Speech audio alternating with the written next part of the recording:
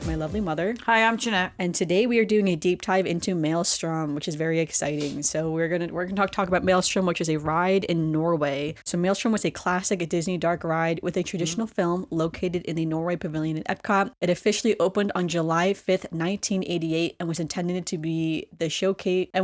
to showcase the beauty, wonder, and mystery of Norway. The ride opened a full month after the pavilion officially opened, and apparently, the pavilion opened officially in June of 1988, and apparently there was a local newspaper headline reading, Norway Pavilion opens without Viking ride, which I thought was kind of funny and passive aggressive. And initially this was due, I say in quotes, to an unspecified problem, but it was actually due to something else that we'll get to in just a moment. So this is technically considered Epcot's first thrill ride, which is kind of funny because if you've been on the ride, or even if you go in Frozen Ever After right now, I would not consider that to be a thrill ride necessarily, but it was considered Epcot's first thrill ride. So when creating their ride, the original art director was Joe Rohde, and he wanted to initially plan a day in the life of a Viking type ride, but then this switched to more mythology based with the Norwegian trolls and everything. Joe also then left this project soon after to go do Animal Kingdom stuff. So the ride was to be a journey through mystical lands and trolls to find a rainbow bridge to Valhalla. That was one of the original storyboards for the ride. Of course, this kind of changed over time. The Norwegian sponsors for the ride really wanted something with a wider scope that included the history of Norway, the folklore of Norway, but also brought you into present day of what present day Norway was doing, again in the 80s of course. But there's only so much time you can have on a ride, right? So this one's a short one.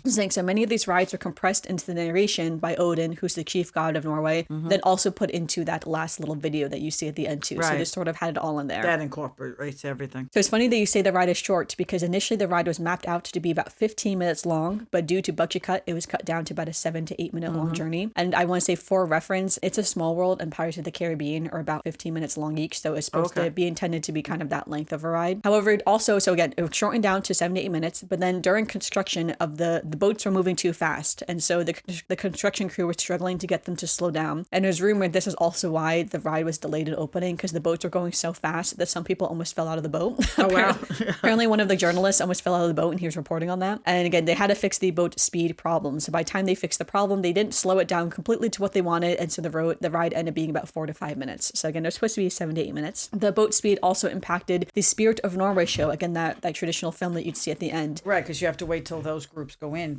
So initially this show was supposed to be a pre-show. You're supposed to see the show before you even go on the ride. Oh, okay. So it's supposed to kind of welcome you into what Norway was, kind of set you up to go on the ride, and then you go on the ride. But again, because of all the boat fiascos that they were having, they had to move the entrance and the exit and basically switch it for the ride. So that's why they ended up becoming a show for the end of the ride instead, which I thought was kind of interesting. So the ride and film officially closed on October 5th, 2014 to make way for Frozen Ever After, which opened on June 21st, 2016, which is kind of wild that it took them almost 2 years to do Frozen Ever After. I didn't realize it was that long. They were working on that a long time. All right, so let's get into the ride itself now. So you go through the queue, and as you're going through the queue, I feel like the queue was pretty basic. They had a lot of flags of Norway, along the entrance and everything, and then they had this big, beautiful mural that was behind the actual, where you stepped into the boat, so to speak, that depicted many different scenes from present-day Norway and even past Norway as well. So riders would depart from the dark traveling by boat, which then turned a corner into a dark tunnel up the Flume's lift hill, and a voice would tell riders that those who seek the spirit of Norway face peril and adventure, but more often find beauty and charm. I feel like that's one of the most famous quotes from this overall ride. I still remember seeing that. They would have this a light that's sort of kind of almost like a kaleidoscope type light that would kind of go around. So after you arrive at the top of the hill, you have a lit face of the Germanic and Norse god Odin, who hovered kind of above. There's actually a statue of him in the Norway pavilion as well. It's right in the front of the pavilion. Riders would pass through scenes of seafarers and maritime villagers. Then this would also depict sort of against some of the older Viking days. And this was that nod to that first initial thought through of the ride that was going to be the day in the life of a Viking. So it's just kind of all in one scene. Here's the Viking people, right?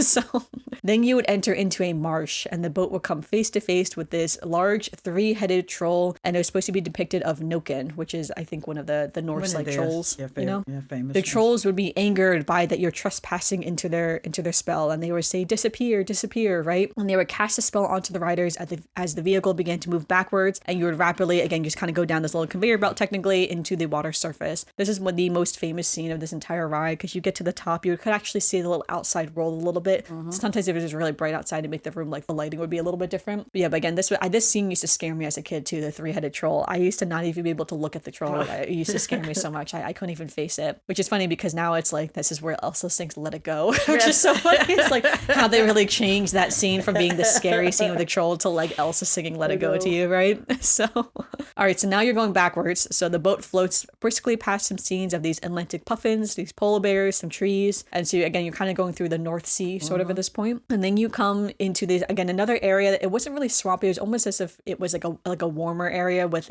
almost like a mythical forest, feeling, I would say. But you come to this area that was a lot warmer and you see another waterfall. And here you would see the Norway's pavilion.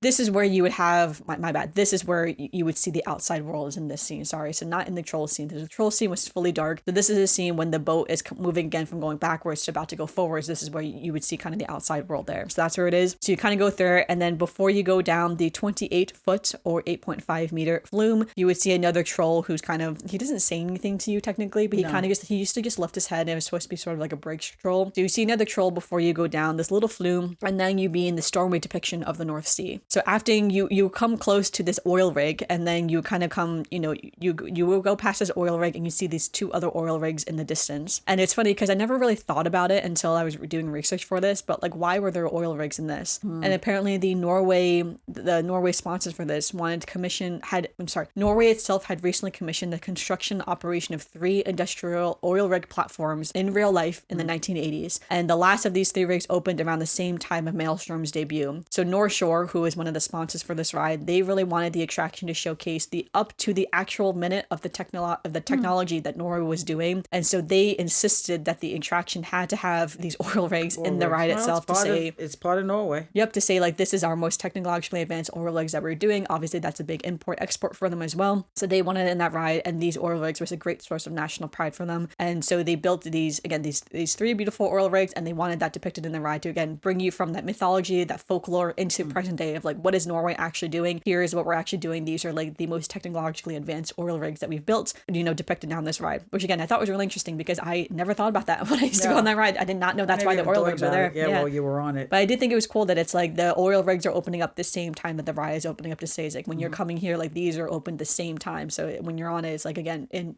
art and real life at the same time, which I thought was cool. But so now you kind of enter out into this little, I would say this little like village sort of. I actually used to love this little village scene. It was really cute. Seafaring village. Yes, it was very it was so cute. Very cool. It felt real too. Like I feel like when I was a kid, it felt like I was really there, like in this little tiny little village. They did a good job on that. Yeah, and then when you got off, you sort of wait a few minutes when you were there, and then depending upon that after show, so to speak. So it's like again, you'd have to wait for the next after show to start before you could walk through. You did not have to watch the show. It was only about 5 minutes, but it was a 5-minute 70mm tourism film called The Spirit of Norway, and it highlighted various attractions in Norway, including skiing, hiking, and the Karaji Mountains. And its architecture. It went through the beginning when he's in the building with the architecture. Yeah, the Viking boat and how it was created, the Viking ships and everything. So again, that film was supposed to bridge, the past to the present. So it was kind a cool of little show film. All the technological advances and everything that Norway's doing. Because again, Norway wanted to be seen as not just the folklore and the Vikings and everything that I feel they like wanted we their tend to current associate. modern. Yeah, it's like they do have like cities and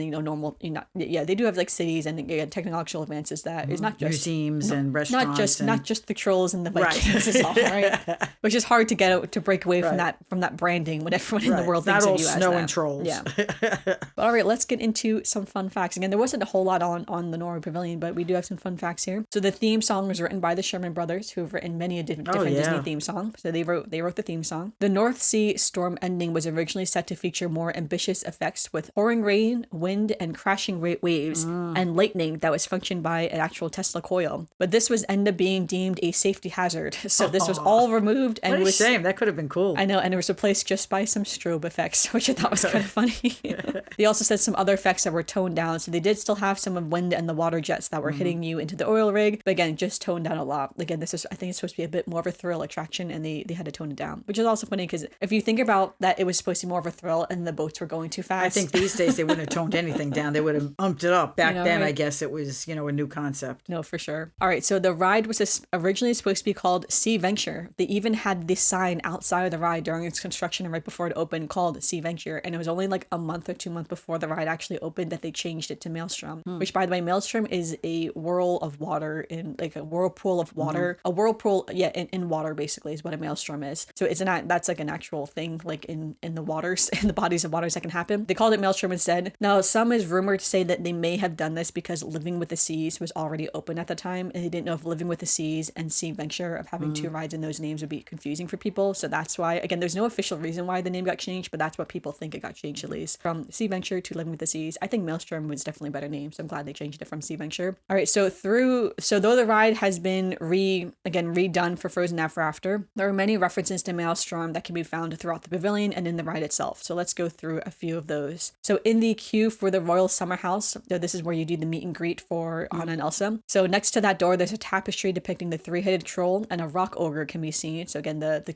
two trolls that you saw on the ride. And then outside, there's also rune stones from Maelstrom's lift hill can also be seen here as well. So in the actual attractions queue, there's an information board with weather reports that notes a Maelstrom has been found on the southeastern bay of Arendelle. So again, that whirlpool of water has been found. The Maelstrom has been found. I have seen that before, which is pretty cool, actually. The puffin figures that are used in Frozen Ever After are the same puffin figures that were used actually in Maelstrom as well. So these are standing on the rocks after the last drop in Frozen Ever After. Also, these swirling light effects on the ceiling when the boat is sent back during Let It Go. This is the same sequence that they used for the Troll Valley scene, is what they call it, the three-headed troll scene. So it's the same sequence. The lighting technically is different and the colors are different, but it's the same sequence, which I think is kind of fun. And another tribute is that can be found in Trader Sam's Grog Grotto in Disney's Polynesian Village Resort. There's a lifesaver leveled Vesta Groupin from the ride's village sequence, and it's hung up in Trader Sam's wall. So one of the props from Maelstrom is now in Trader Sam's, which I thought was kind of interesting too. All right, and last but not least, let's go into some hidden Mickeys. So first, in the ride's loading area, there's a large painted mural that included many people and elements from the Norway history. So hidden in this painting was a Viking whose helmet had Mickey ears on it, and another figure was also wearing a Mickey Mouse watch. Now, I will say, we had found the Mickey ears person many a time. We'd always found that one. It's hard to find when you're looking at it overall, but there was a little guy in the Viking thing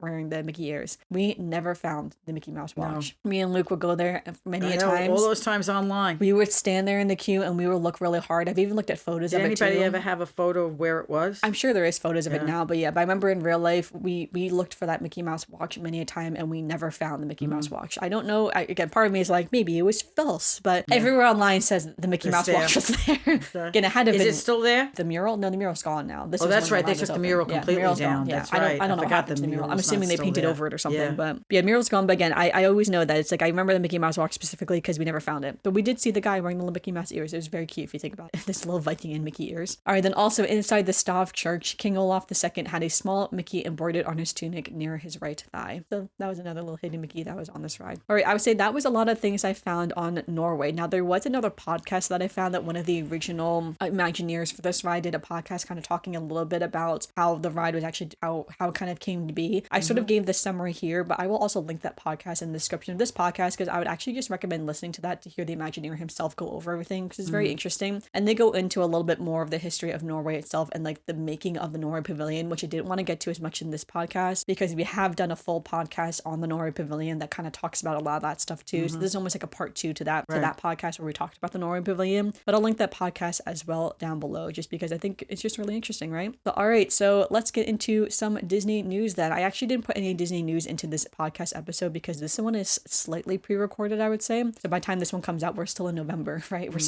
haven't celebrated Thanksgiving yet. So no Disney news for today, but we do have one Disney birthday for this week, and that is my mom on December 10th. So happy birthday to my mother. We try to forget those now. It's funny, you don't share any Disney birthdays with your birthday week. It's just you this week when I was looking it up. Yeah, there's no one else. I know, right? You get your whole week to yourself. I am unique.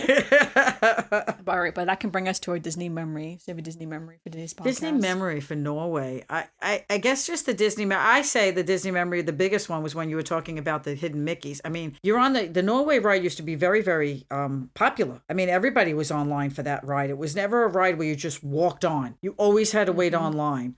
So when you're standing online, you're looking at that big mural. I mean, there is a lot to look at. And like when we used to look for the hidden Mickeys, it was a constant. When I'm telling you, when they found it, it was like, oh my God, we found it. We found it. It's so exciting with the hidden Mickeys. I mean, I would assume, I just saw an Instagram post recently about saying how many Mickey original hidden Mickeys are still in the parks with all the changes that have been made. How many have really disappeared that they've had? So, that's one of them. That's, two of them that have disappeared. They took the mural down. So I think that's my memory, is that time of standing on that line and you guys finally found it. After, like I said, you're looking at it going, okay, how hard could it be to see it? I mean, you're looking for Mickey ears. But there's just was so much going on there. And I think even the whole Norway pavilion, I just love it. I miss it. So I think that was a great little ride. Just even the movie itself was interesting to see, because I'm not so sure I'll get to Norway. So I think it was great to see some of the different things that go on. Yeah, when I was a kid, the Norway Pavilion, that ride and the pavilion itself was one of my favorites, right? Like I absolutely, it's one of my top places I want to visit because of this pavilion. That I've always wanted to go to Norway. And so I remember, like, my memory for this specifically, so this has to do with the ride, but I'm pretty sure they still do this too. But in the morning, because Norway is one of the first pavilions when you get there, the cast members will do this little special opening of the pavilion itself. And I remember my brother was picked one day to do this little special opening. That's where it was, yes.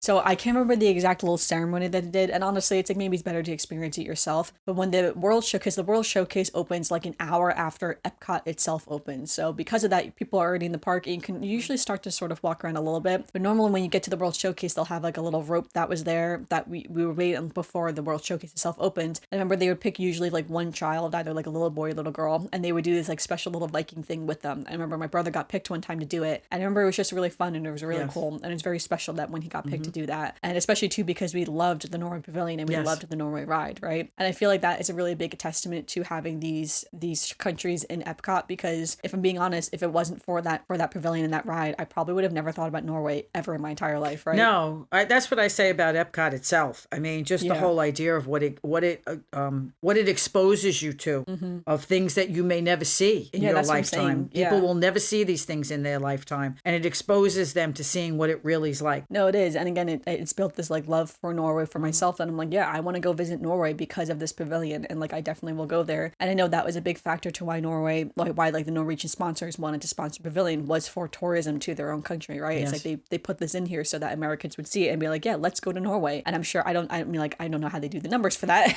No. How do they get that ROI on that? But it was something that's interesting, because it's like, I'm sure a lot of people do. And of course now Disney has Disney cruises that go to Norway, and they have whole cruises just based around Scandinavian villages and stuff like that. Right. Again, that's another dream of mine to do. I would love to do one of those. So but again, this lifelong love of Norway for myself. For a long time I always said I was going to name my son Oslo. Never even been to Norway, but I love that name Oslo so much, right? I don't think I'm going to name my son Oslo anymore, but I just like that as a name and concept. But I'll never forget that, because I thought that was really special. Again, I will say, when I was a kid, I was very scared of the Norway ride just because of the trolls. The trolls did really scare me. I think the concept of trolls didn't scare me. It was just that three-headed troll scared me just because it looked scary. I mean, like, when you look up photos for it, looks pretty scary. Scary, especially it's in the dark and you're in the ride, and you know, and it's like meant to be scary, right? Like they're meant to scare you. They're meant to say like you're going to disappear, right? And they shoot you backwards and everything. Again, that was, and apparently my research too, that concept of like going forwards and then backwards, that was a selling concept for this ride. That's why the Imagineers approved of it, because they liked that idea of of that. And then the storyline kind of the only ride that went backwards that I didn't get sick on. Because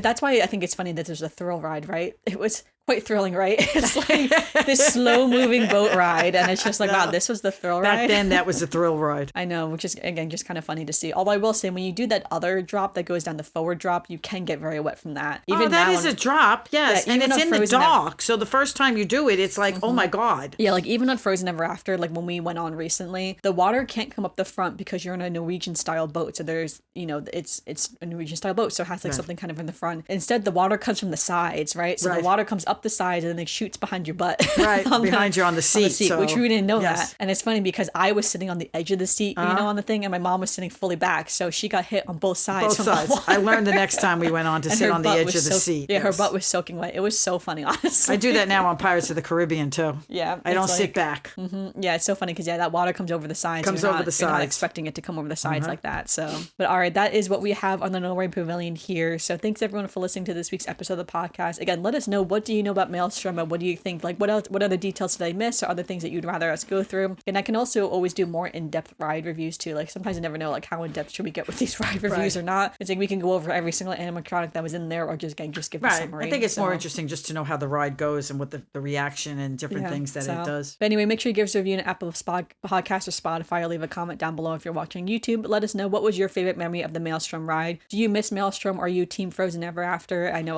there's a big debate in the Disney community of people who miss Maelstrom and people who prefer Frozen Ever After. I think, again, in a perfect world, both rides would exist because I do like Frozen Ever After, but I did really love Maelstrom as well. I think if I had to pick one, I probably would pick Maelstrom if I'm being really honest. Yes. So I think I would pick Maelstrom over Frozen Ever After, but I'm also not the biggest Frozen Ever After or Frozen person. Like Frozen's not my favorite personally, so that's partially why too. Obviously, it's everybody's favorite because that line is usually the that longest line is one of the absolute longest in the entire park. So obviously, people don't have the same opinion as us. But anyway, thanks everyone for listening to this week's episode of the podcast. Make sure you give a review, and until next time, we'll see you.